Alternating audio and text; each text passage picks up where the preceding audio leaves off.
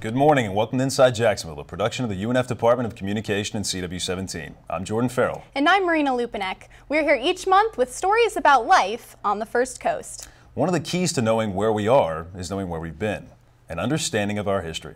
This month, we travel back in time to look at some of the historical events that have shaped our city and its surrounding areas. You could call one of the first great turning points for Jacksonville a hot topic. Something we don't often get in life is a chance to start over. But Jacksonville's had more than one beginning. A fire that started in a local mattress shop more than 100 years ago turned the most populated city into Florida into a smoldering heap of rubble. At the corner of Forsyth and Hogan, this is what you'll see today. But 114 years ago, this exact location was completely demolished by a massive fire that started several blocks from here.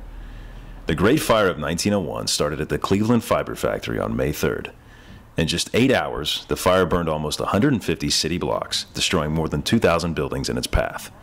Emily Liska, the executive director of the Jacksonville Historical Society, is an expert on the history of the fire and explained how brave souls and a small stretch of water kept Jacksonville from burning completely down. It started in what most people would identify as La Villa, around Davis Street, where you'd notice the Ritz Theater and Museum are today, in that area.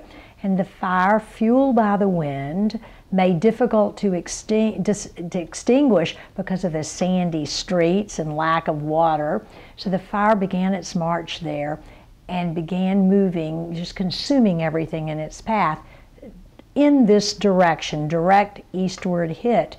And then when it got to Hogan's Creek, a group of very brave citizens, because by this time the firefighters were just exhausted, and firefighters had rushed to Jacksonville from cities all around, but firefighters were exhausted, so citizens were helping stay the fire. But that creek bed was instrumental. But for all the good news for East Side, which was not consumed by the fire, that's where we're sitting right now, the fire would then turn and roar to the riverfront, even burning docks right at the St. Johns River, and turn and roar back down Bay Street and associated streets in the direction from which it had come. People captured history in the making as flames engulfed the city. Unfortunately, the pictures from this disaster can only do it so much justice. The aftermath of the fire left close to 10,000 residents without homes, forcing them to seek refuge in surrounding areas such as St. Augustine. 2 local newspapers went to the press the following day to say the inferno was visible all the way from Savannah, Georgia. According to Wayne Wood, author of Jacksonville's architectural history, the Great Fire, despite its remarkable damage, was the dawning of a new day for an already booming city. On May the 3rd, 1901, Jacksonville, Florida burned to the ground. Most of the entire downtown area was decimated.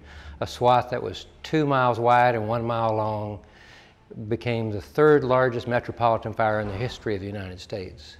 Now, the fire was the worst thing to ever happen to the city, of course, but it also was one of the best things that happened, because an old city that was largely made of wood buildings was destroyed, and in its wake, a new city rose from the ashes. Not everything was demolished in the fire, though. Several structures, like the Confederate Monument at Hemming Park and the statue of the Virgin Mary, which was moved and placed atop the Basilica of the Immaculate Conception, survived the catastrophe and can still be seen today. Initial reconstruction on the city began the day after the fire.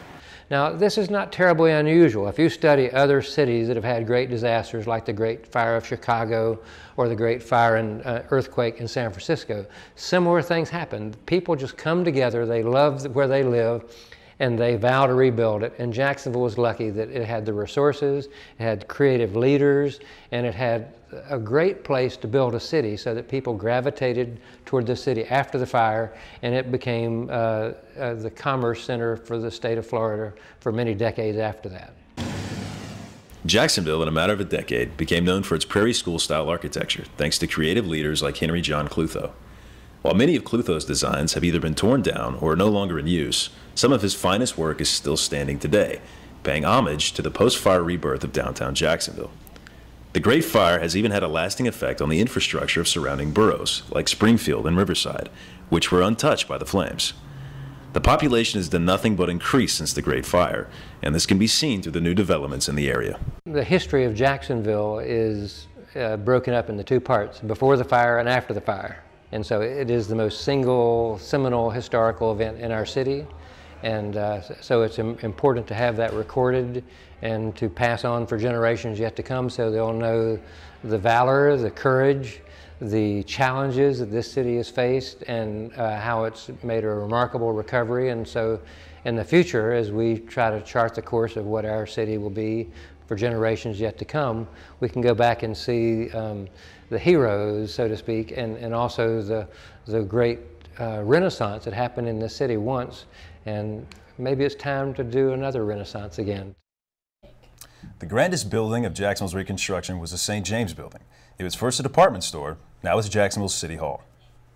Wow, it's crazy that the city completely restructured at one time. Do you know how many people died in that fire? Yes, surprisingly enough, it was only 7 people, which is pretty remarkable considering other major fires in big cities.